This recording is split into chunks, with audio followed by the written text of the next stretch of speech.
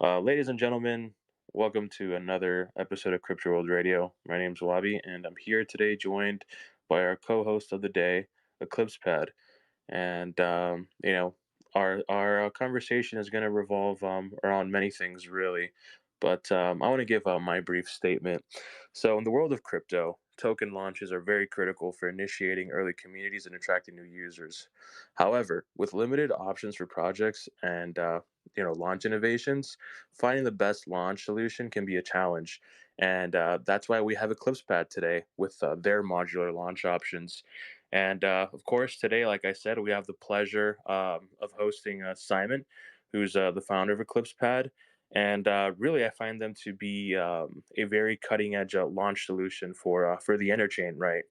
I know they're going to work with Say and all of those things. And, with their approach to modularity, I believe that they're bringing a new level to customization as far as the launch process goes for some projects. And it's going to allow projects to tailor their launch to their specific needs. And I believe that at the current moment, one of the key challenges in the world of crypto or digital assets, if you want to call it that, right, is attracting deep liquidity and ensuring effective distribution to the right audience.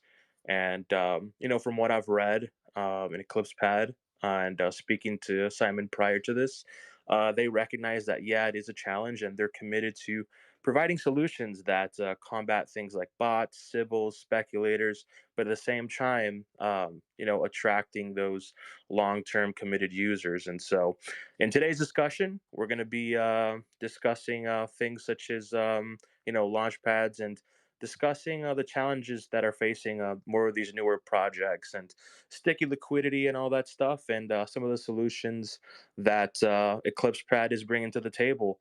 And just something that I found really cool, they do have some exciting partnerships with things like Snap, Squid Router, Coddle Money, and Hallborn Security, and that brings things like KYC, cross-chain access, cool things like fiat on-ramping, and also cybersecurity. So, for the individuals listening, I hope you guys are ready to learn about all the latest developments in token launching solutions and how Eclipse Pad is going to be leading that charge and driving really all the upcoming innovation and improving the launch experience for future projects, man. So, Simon, I want to welcome you on, man. Thank you so much for taking the time out of your day to coming up and talk some shop, man. I completely forgot how we ran into each other. I think it was like I saw you guys on a space, and I decided to DM you and go through some mutuals. But I'm glad to be here speaking with you, man, and excited for the conversation, brother. Yeah. I think it was through Say potentially. We did a spaces with Say, so that might have been how it came about. Perfect, man. Perfect. But we're also joined by Payne, who's going to be, partaking into this conversation. So, Simon, if you want to go ahead and just give us a brief and concise intro about yourself and how you got into the crypto space and what brought about the idea for Eclipse Pad, and then we'll get into the more like fireside, rapid fire questions sort of thing in this discussion. Yeah, dope. So I've been in crypto since 2016. I was actually exposed to it earlier, but I don't really claim it because I kind of left. But I was around 2012. I was actually mining Bitcoin on my computer, and it didn't really like provide much. I didn't really get much from it, so I was like, I'll stuff this. It felt like kind of like coupons, where you. Where people fill out coupons to get money. It was kind of like joining mining pools and stuff. But if I kept doing that, it would probably worth decent now. 2016, got back in crypto. Was kind of a little bit salty as well. 2016, 2017, because I missed parts of the Bitcoin run, selling too early. It went into that's a funny analogy as well. Actually, selling sold. I remember cashing out a Bitcoin too early because I thought it wouldn't go any higher, and then I watched it like skyrocket, and I was like, hating on it for a while until I bought back in at a really high price. I went through 2017, went through the bear market. traded through the bear market, went through, obviously went through DeFi summer, went through the last, craziness, which lasted a couple of years, and then found Terra. We were building on Terra as well, on Terra Network, and yeah, so there's a lot of story there. But just to give you kind of some insight into Eclipse Pad. So we were, was building the education for the Terra ecosystem. So back on Terra, TFL had funded a set of videos. It was something like 200 videos of 1 year, about 10 to 15K per video, these highly animated videos. I was working for this platform called Loop. And I was basically driving and creating videos for the video flows for crypto and onboarding into crypto, but also working with different teams throughout the ecosystem to build their videos. So it was going to be like a flow where users would come in and then they would learn about crypto. And then at the end, there would be like quests and different videos to learn about like Mars Protocol or talking to Stata and Astroport and all these bigger platforms. And that was being worked on, and then Terra crashed, and it was a little bit difficult. But during that time, I knew some guys that were building like a launch pad for on Terra. They were linked to it was linked to Loop, incubated by the Loop platform, but it was kind of separate to the side, and it wasn't being ran very well. And I got brought in as an advisor. I was like, "What the hell are you guys doing?" Like the tech and stuff was awesome, but like everything from the kind of the marketing side was kind of lacking. So I actually ended up taking over that platform, which I guess going into a bear market was kind of maybe suicide. But I like the challenge. So Terra collapsed. Platform was never able to go live. And then suddenly it was like really figuring out what next steps were. I was still kind of hadn't fully taken over the platform yet, but it was kind of in the process. Loop ended up going to a chain on Cosmos called Juno, got a grant from Juno and included Eclipse in that, and so brought Eclipse over to Juno. And at that time, we were really trying to figure out there seemed to be a really big opportunity on the Cosmos ecosystem for Launchpad or launch solutions, because there was maybe at the time 30 something chains. There was a narrative growing around app chain thesis, even though Terra had collapsed. But there wasn't a single launch pad in the ecosystem. There was very limited ways of launching. From talking to chains and projects, there was actually a need for it. Problem was, as the market got worse and as it spiraled down a hill, a launchpad became much less of a proposition as projects weren't launching, and the needs for projects, especially chains, had shifted a lot from a DApp ecosystem on Binance chain or a DApp ecosystem on ETH. A lot of regulation for these chains, especially well-funded chains, was very important. Where they couldn't necessarily, they were very scared of doing what you call a token sale, right? Being scared of like securities laws and potential implications. So that was a huge one that I noticed came up a lot. So that's number one. It's like, okay, token sales. The second one was with a launchpad. Typically, and this is why we're trying to stick away from launchpads now, and there's a few things coming to shift away from that, is that they typically have a fairly poor reputation on a few fronts. So traditional launchpads have been known to be extremely shilly, and their business model runs off, accelerate pretty average projects, make money at the front end, launch them on a platform, pay market makers and trader groups to pump in the market. They pump, they dump, and they're over. And that's typically what most launchpads do. And so they've tarnished their reputations, and it means that most serious projects won't interact with launchpads or use launchpads, and they typically have pipelines of very low FTV, low float projects. And so that's been the reality. There's been kind of this gray area we've noticed between how do projects launch their tokens and bootstrap liquidity. And this isn't just about raising funds. It's about, when you launch a token, there's a couple things that go into the mix. It's like, how do you ensure deep stability and liquidity for your token? How do you ensure that it's distributed across like the community, so you're not putting it right in the hands of speculators? How do you make sure that there's like a fair distribution between whales, regular users? And also like how you make sure that like there's enough stability for trading, but you don't want it to go, like, you actually don't want your token to go 100x on launch, especially if it's on a low float, because then you've basically cooked your price for the future.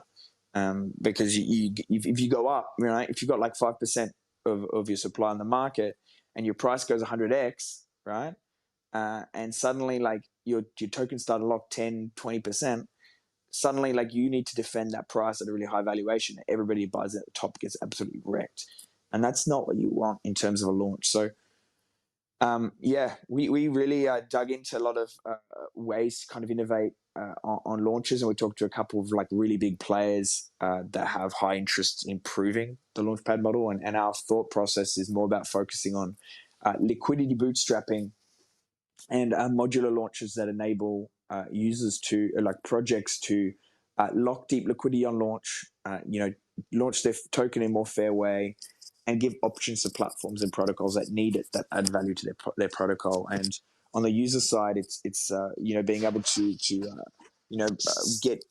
give access to users into like early projects, but also bringing like a different paradigm for launches. And focus a lot less. We're not focusing on the 100x pump, get in all time high marketing, but more so on like bringing really really solid quality projects through the pipeline and doing some bigger launches, and bringing value that way. So I know this is a little bit of a long ramble, but I thought I'd give you kind of that at least introduction. Yeah, that's totally fine, man. That's totally fine.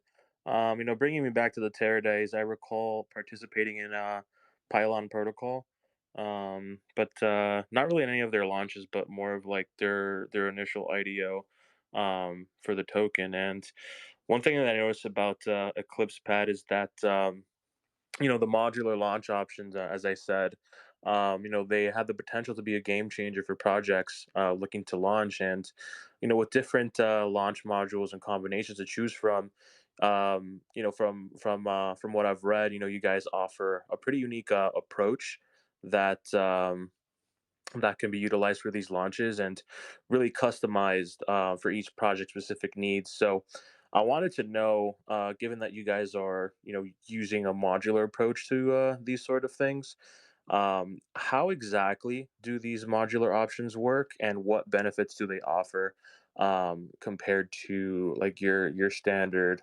like liquidity launches where it's just like, okay, I'll send you X token for Y token, and that's it. Yeah, great question, man. So I mean, modular. I mean, uh, so from a modular perspective, and I think just to open up like maybe the thesis of what we have, and why we think that this like decentralized approach and this approach to creating customizability and modularity is important is every project is different, right? And every project has different needs, whether that's regulation, whether that's liquidity needs for their platform, not just their token, and if you box everybody into one thing, you miss out on a lot of high quality projects that are actually will likely go and do their own launch otherwise. But you're basically giving them a floor to be able to come through you. So one of the theses that was pioneered was pioneered by Delphi Digital, was that with the Astroport launch, was that you really want to reward users for long-term commitment to the platform, and you want to do so like, what if you can reward users uh, that add value for the future now in your launch? And so you're actually like aligning incentives with users that are going to become users of the platform, or they're going to become LPs, or provide value.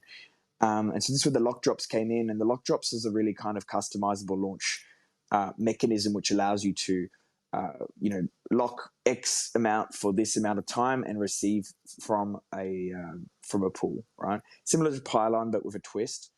Um, and this enables you to kind of, it's almost like a vault, if you like, right? It's a vault that enables you to provide upfront value to users for locking into that vault for a period of time. Now, that vault could be USDC for a lending protocol. It could be LP tokens for a DEX. It could be LP tokens for your own token.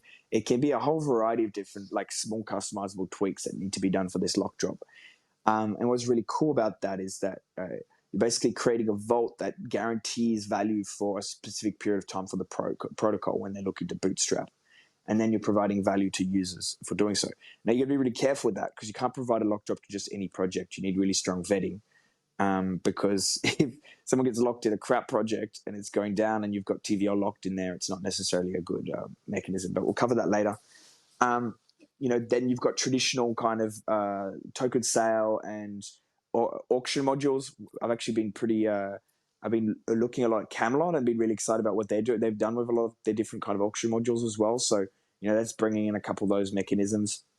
The really cool ones that I really really really love the model that was built by Dilfer as well, which we want to bring in is a liquidity bootstrapping auction, and I've added some pretty cool tweaks to that model to make it more sustainable and fix up a few of the potential flaws that model has. But the idea is that like it's like an LBP, but rather than you setting 90% 10% ratio, the price discovery is a basic AMM pool, and you do a multi-stage launch. This is what Astro did. And you're giving out kind of IOU tokens to various users. So you do like an airdrop, then you do a lock drop. Users get a certain amount of XYZ tokens. Then when you get to third stage, which is a liquidity bootstrapping auction, users from either side can either add XYZ tokens to one side or USDC to the other side. And so essentially, and based on the ratio of those tokens in the pool, it sets the price basically, and that is then locked directly into liquidity for the protocol at launch. So you enable this pretty cool price discovery mechanism, which takes value that's given to users that are adding value to the protocol, enables them to lock it into LP on launch, and it helps set price discovery. Users that want more of those tokens are able to deposit USDC into that vault, if you like, for price discovery. So that's one of the most exciting ones I'm bringing in. But the idea is that you can kind of combine the different modules where a platform could come in and do like a airdrop, then do a fair auction, and then do a lock drop afterwards to lock into LP. And setting the floor to be able to actually innovate on new modules. It's like, how can we add new features or add new kind of variable things into these launches? Over the last maybe week or so, I've been really digging into how we can do lock drops for concentrated liquidity.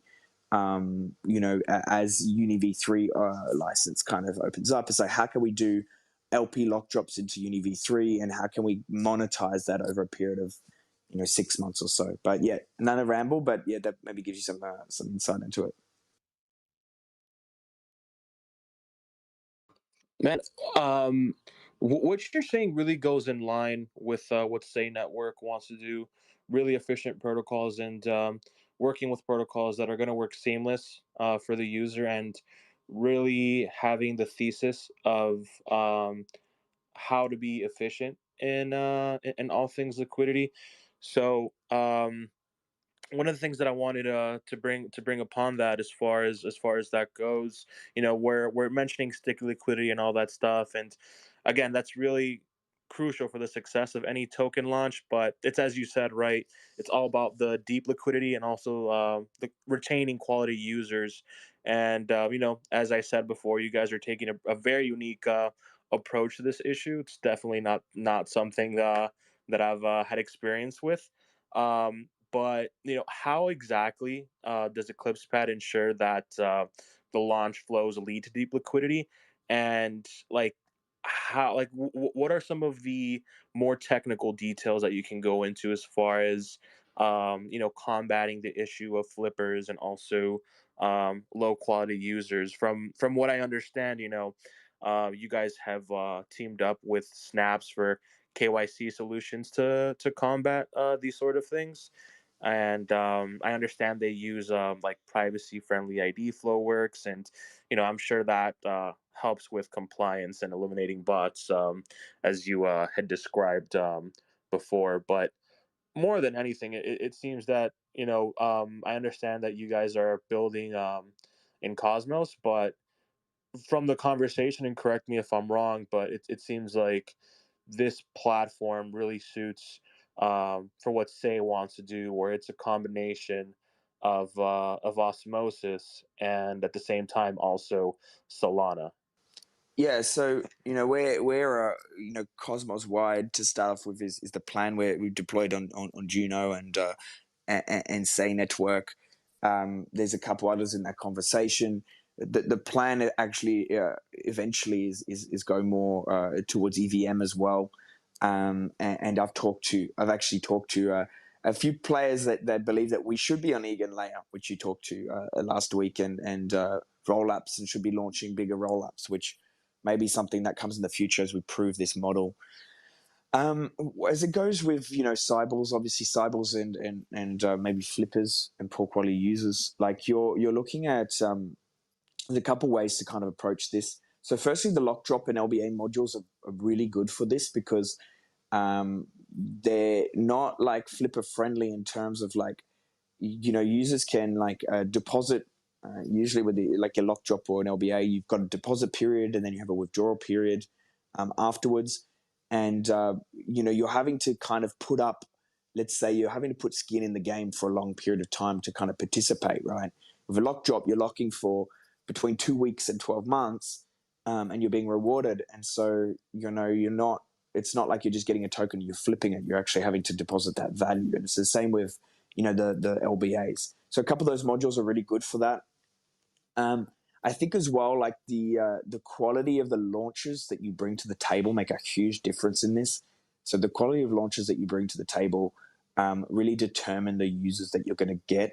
Like I know that from our profile, there's a lot of kind of airdrop hunters currently around, and that's kind of like increased. But overall, like the vision is some of the people that we're talking to and we're kind of collaborating with behind the scenes, which haven't been announced, are like very high quality and sophisticated. So it's really about driving to bring those like high quality community in, and you're bringing some more sophisticated launches.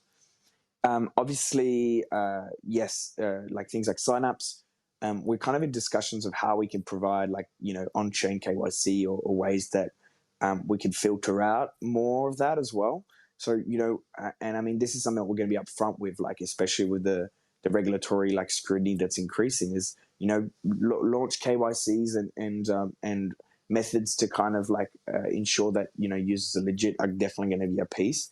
And I mean, this has always been kind of the case with launch platforms, except for the really, really anonymous ones, which we're not. We're docked, so we can't really afford to play with, specific things. But we've got some really, really, really high level, people behind the scenes, and so yeah. So the liquidity is something that will build up over time, like being able to track that deep liquidity. But we've got support from a couple ecosystems as a big players for that.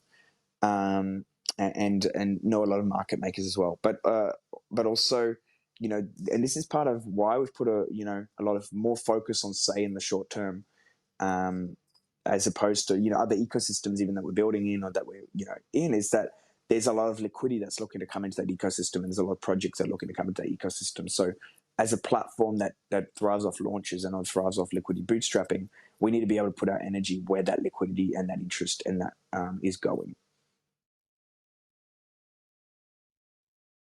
So at the current moment, you guys are more focused, of course, on say network like L1s, but do you guys see a future where perhaps it's going to be something like Ethereum L2s that take over liquidity, and if that were to happen, would you guys be able to move on over? Like to that side of the crypto ecosystem. I feel like again this is just like a few people's opinions as well as my own, but I feel like with all the L1s at the current moment, it sort of dilutes the market.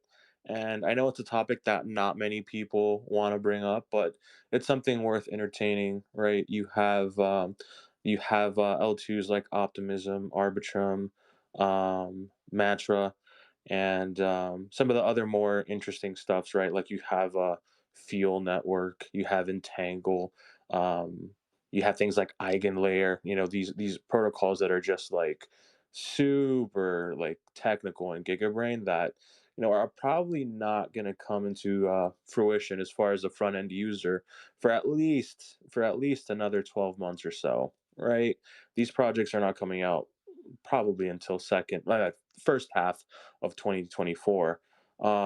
So are you guys looking at ecosystems like that potentially to move over what you guys are doing to Cosmos over there as well? Because I Yeah. know you had mentioned ETH EVM, but I wasn't sure if you were talking about like L2s or just like mainnet ETH. Yeah. So give a bit of perspective. So I'll say yes. We are looking for future. We are going to look to future expansion to ETH layer twos, and I would love to be in like Egan layers and talking to like Eclipse FND and ND solutions that allow us to launch roll ups and do some cool stuff. I will say still some of the issues I see with the L2s are there's still some bridging issues and there's still some UX issues if you like. Um, but but I do still believe in the thesis of Cosmos and IBC being something prominent. But I'll share maybe some thoughts. I'll share like how we would expand into these ecosystems first. So we have two options, and we're kind of exploring both as a future kind of case. First one is we have one of our lead engineers, an extremely accomplished EVM Solidity coder as well, which is surprising. But he actually worked on a very famous EVM blockchain and was called to kind of helping build that. So from that bag of tools, we do have the ability to build out models in EVM pretty quickly if we need to. But I think the best route to do so is actually using VMs to spread cross chain, right? So Axlar VM coming out with AVM to be able to one-click deploy across EVM chains, or Solana VM, like Solana VMs, Move VMs. So this is kind of how I think about more potentially expansion would be through virtual machines and being able to do so without having to rebuild a lot of these models. Which part of our plans is to kind of be able to set a floor so that other people can innovate on top of models. And I don't think it would be as efficient from a UX perspective to kind of have that two split in multiple code languages and things like that. Secondly, one of my I guess love-hate relationships with Cosmos, and I probably get murdered for saying this, but it has to be said in general, is the one of the biggest issues. Obviously, liquidity has been a huge issue. Native USDC is going to change this, but what it's done, even though the whole premise of Cosmos has been this IBC interoperability, and IBC is arguably the best bridge and one of the best interoperable solutions. It's this low liquidity environment has created a situation where projects building in Cosmos, the only way really for them to get funds or funded is to actually build their own chain. Um, and because of that, like all these like DApp level like chains haven't really flourished because builders have there's been grants and things like that, but builders have really struggled with liquidity. They've struggled with that stuff within the ecosystem, and they can't go to a VC and raise funds in majority of these Cosmos like DApp ecosystems because the scaling potential just isn't there, and the money is actually the VCs have been putting their money into chains where they can own the floor and they can pump and dump and do all this sort of stuff, right? Which is terrible. But it's created an ecosystem, an environment where there's a lot of chains that maybe shouldn't have chains, or maybe who am I to say they shouldn't have chains? But the issue is that it's really costly for them to upkeep the chains, and a lot of energy goes into that, a lot of time goes into that, as opposed to having maybe DApp ecosystems that are creating a lot of protocols. And if the protocols get to a big enough size where they need that custom, tweaks to the SDK or that scaling, then they can go off and set up, their own chain and be connected in through RBC. That's the way I see it. Or having very specific app chains that need that core chain level stuff, which you're also seeing.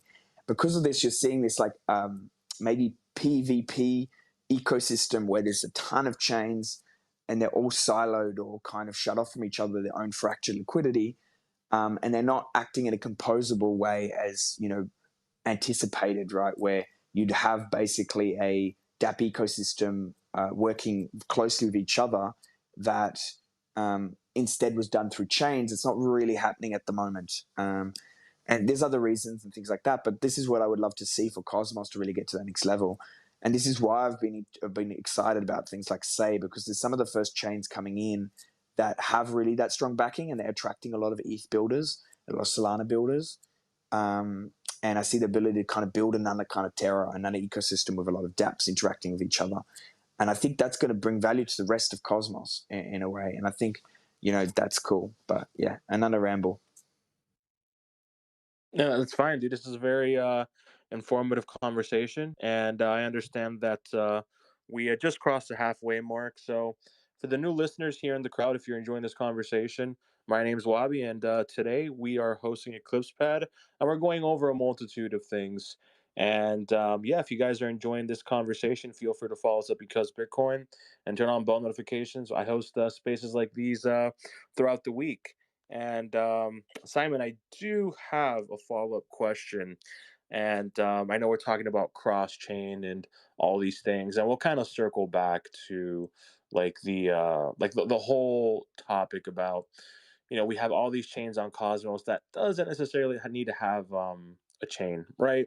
We'll go back to that later, but I understand that the integration that you guys have with Squid Router, yeah, has enabled us things like seamless cross-chain access of the platform, and it's going to make it easy for users to purchase the Eclipse tokens or really just participate in launches from different chains with easy click of a button, and that's the most important part, right? Nobody wants to click to buy this token for that token and that token, right? Like to bridge from Cosmos to Kanto, you got to buy Gravity, you got to buy ETH, you got to Rapid, all these things. But going back to Eclipse, can you explain how the integration works with Squid Router and how it benefits the end user and also the projects launching their tokens with you guys? Yeah, look, this comes off the back of the fact that every time I go and use ETH and MetaMask, I get cancer. I'm a UX maxi. Look, I mean, I think that's maybe a skill of mine is being able to look it's being able to look at like this experience and go, this can be improved like times 100, right? And I see this even when I try and bridge in and out of Cosmos, I'm really struggling. Like it's like I've got to bridge this to this chain, and then I've got to do this, and I've got to send this to here. Like I think if I yeah, it just like does my absolute head in. And I'm fairly close to the guys over at XLR and Squid, and Squid's pretty revolutionary in terms of like just being able to offer like a simple front end where uh, you're routing and you can swap your ETH uh, for X token really simply. It's a really, really easy option to go cross chain. And so we really wanted to implement, this is a first of kind of many steps towards improving the UX of a cross chain experiences. How can users go from, how can users swap their ETH into, Eclipse tokens, or how can their users swap their ETH into a sale, for example, or into a launch? And being able to kind of integrate it in multiple areas in which you're kind of making that UX experience a little bit easier so that cross-chain users can participate as well, I think is super important.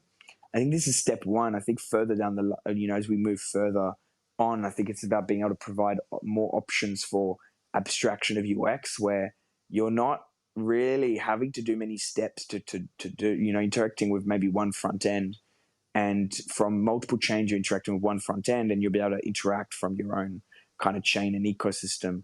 I think this is what's needed for like a centralized exchange like experience where, a coin list or IEO platform, they're getting users from multiple ecosystems participating in one launch, and we need to be able to offer the same experience. So that's kind of my vision for it.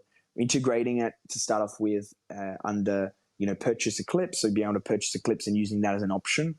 But also like the viewpoint is to be able to like easily purchase USDC or participate in sales, swapping in an asset like potentially Solana or ETH, being able to bridge it, or even USDC on ETH, being able to use that to participate in the sale on Cosmos. And currently, at the moment, what stage of launch are you guys in? How does the rest of the year look for you guys? Yes, so we're currently, we just released some tech on testnet. It was fairly basic functionality. We're waiting for, we actually got tech ready to deploy. We've been on Juno testnet for quite some time with our, kind of V1, which is your traditional token sale launches like whitelisting, first in, first serve, normal launchpad kind of flows. Reason we haven't launched yet on Juno is there hasn't yet been anything to launch. And we've copped some flack for that, but the reality is like we need a deep liquidity, we need all that sort of stuff to be able to start launching projects. So we're still waiting on that, and we're still waiting to see what comes up. I'm in talk with a fair few chains across Cosmos. They're looking to launch maybe around July, August. So I imagine that will kind of come into play. We're waiting on Sane launch as well. I know there's a bunch of fair few projects lined up to kind of launch there when that launches. So that's where we've put some interest into that. So that's V1. We're currently working on finalizing a couple modules for the more modular approach to launches, which are currently still in development. The development isn't the huge time drain. It's the front end development, the front end integration, and then we still have to do audits. So we're still a fair few months away from that, but hoping around maybe like August, July, August, we'll have that ready. I was hoping to have that even a bit quicker, but we can put a bit of fuel on the fire and get a few of. I want to start getting like lock drops and auctions and stuff on testnet too, on a second version of testnet, so we can showcase like a couple of those functionalities. And then through the year, there's like it'll just be increasing like development and improvements towards like the long-term sustainability of like the Eclipse DAO revenue, for example, and different things. So yeah.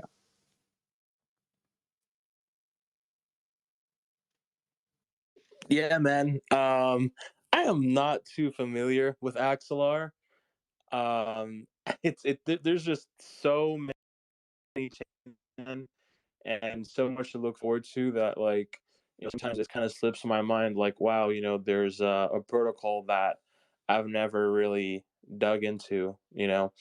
All I really Dig know into is that Axelar, they man. launched. Man, Axelar's sick. Axelar's sick. I'll dig into them. They're like a chain. They use a chain for their. It's a bridge, but they use a chain as their core kind of hub, and have been able to be a lot more secure. Like they use a chain instead of using like, for example, multi sig. But they're offering like general message passing, which enables for cross chain smart contracts between EVM and Cosmos and within Cosmos. So their offerings, I'll dig into Axel. I think they're going to play a really, really big part in the future of cross-chain interoperability in crypto as well. So are they like the Stargate for Cosmos then? Are they trying to are they trying to do that? They're not so like to put in perspective. Like Cosmos doesn't need a bridge within Cosmos, right? Because they've got IBC, and IBC is going to ETH and going to Near and all this sort of stuff. But and Axelar will be using IBC as well where it makes sense. They're very focused on ETH, Axelar EVM chains, but they just use a Cosmos SDK chain because that's what makes sense for them. But they're like maybe like a not like a layer zero, but like their concept is like a hub and spoke kind of model where Yeah, yeah. instead of like a project deploying on each chain, it would deploy it's a hub, and then Axelar would enable it to have spokes and have kind of interaction with 20 different chains. That's where the AVM comes in. Axelar virtual machine is pretty cool. Yeah, yeah. That's sort of where I was getting at. Like, are they trying to be like Stargate? Because I know, of course, like the layer zero team is behind them, and that's why I had asked that question. But I see we have a Fuel Pain again, bro. Pain, what's going on, brother? Pain, can you hear us? He's feeling the pain of getting rugged by Twitter Spaces. Hold on, because I know he's been having some like connection issues recently, but yeah, man. I do have more of a technical question because this obviously goes like beyond my realm of understanding. But like would Eclipse Pad be able to interact with like I remember we had talked and I had mentioned the next wave of innovation, right, which I believe is the blockchain modularity ecosystem. So things like Celestia, Fuel, Dimension, things of that nature, right?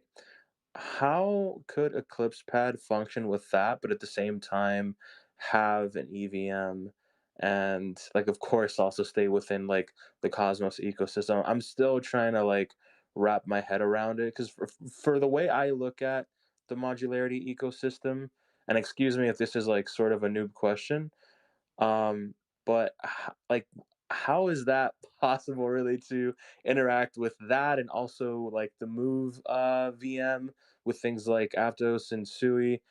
Like, what would you say is the core feature within the tech stack that Eclipse is using to sort of be like this mega hub for token launch and liquidity, like across the interchain, really? This is why I have Giga brains that help me with this. Because there's a piece of people that are a hell of a lot smarter than me that help out on that front. It's I would say like knowledgeable about DeFi and crypto and been in the space for a long time. Like start digging into like modular chains and going deep into stuff. It just it goes wider fairly quickly. I get out of my depths on some of those things, but it's also where you choose to put your energy, right? Like I could go really, really, really deep on layer twos and roll ups and all this sort of stuff, but then my energy wouldn't be going towards more the UX side and the user experience side. My basic understanding of it, and this is from like we've got some pretty highly technical like advisors and guys that work across a lot of layer twos and a lot of different chains, is that we could be on a Cosmos chain and still have deployment on like different virtual machines that would now enable us to have like a native experience on other chains while the transaction and flow is still happening on Cosmos. Um, that's my understanding of it.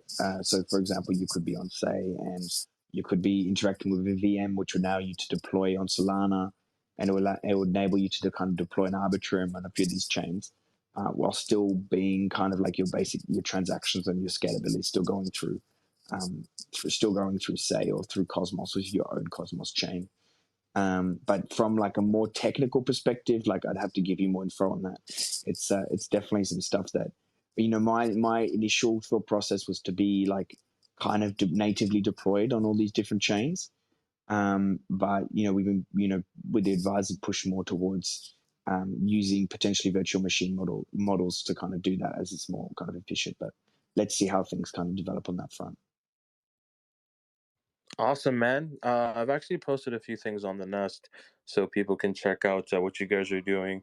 I put some stuff that goes back to Say Network, as we described, and also some things that people can interact with.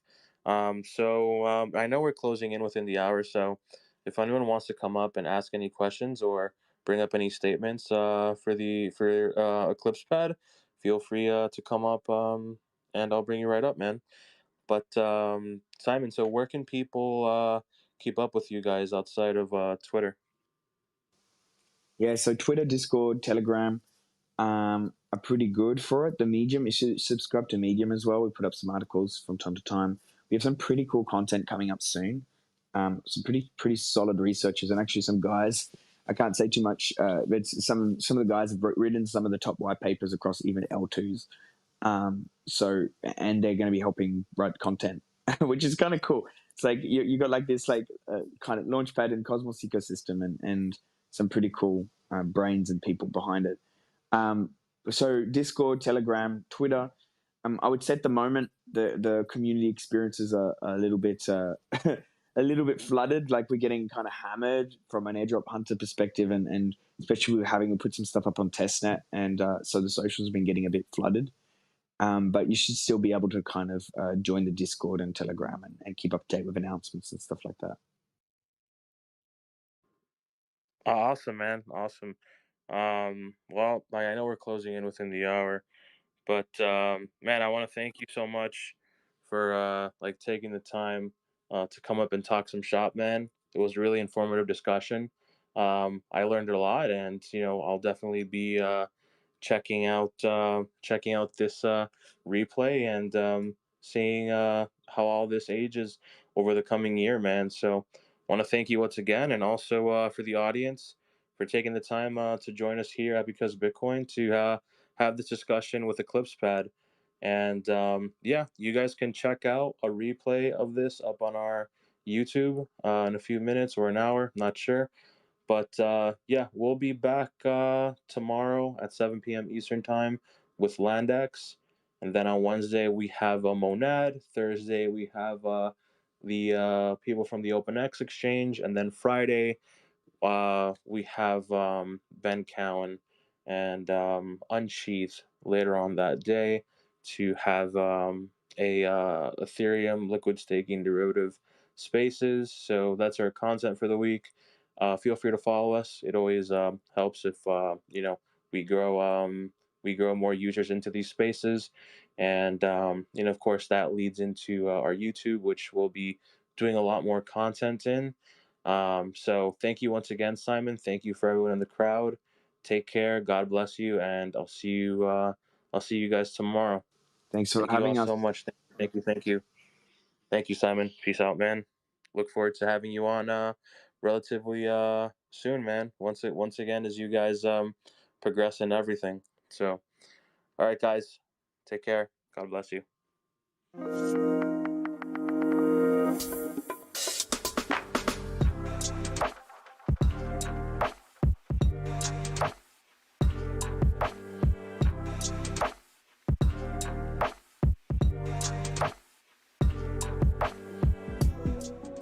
The trading current is just math. It's just math. It has a 95.45% hit rate when we deviate outside of CP2 and CN2. All you had to do is recognize that 95% of the time when we get over here, under this blue line, we get some sort of mean reversion. So let's just assume you long right here.